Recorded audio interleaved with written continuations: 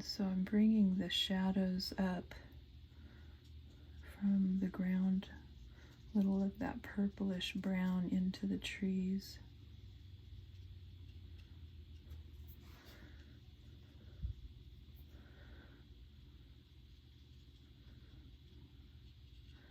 Give it a little bit more contrast and also bring some of those shades into that part, almost like they're reflecting it.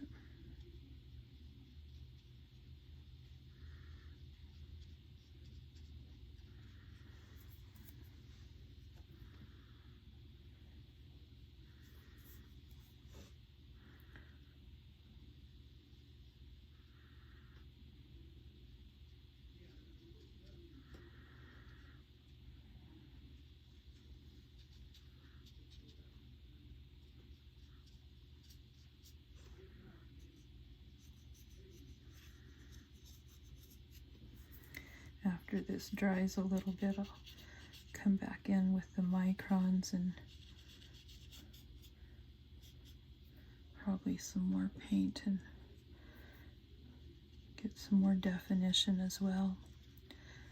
But that is pretty much how I do the Aspens. Start dry, wet the paper, you can sketch in where you want the Aspens to be and just keep the white areas for the Aspens dry. Get your paint to go around that, and then once it dries you can come in and define the Aspens more. Decide where you want your light coming from. Mine's usually coming from the left, so that means the shadows are going to the right. The shadows on the trees will be on the right side. And again, Aspens aren't really pure white usually. There's some greenish tints and other things in there.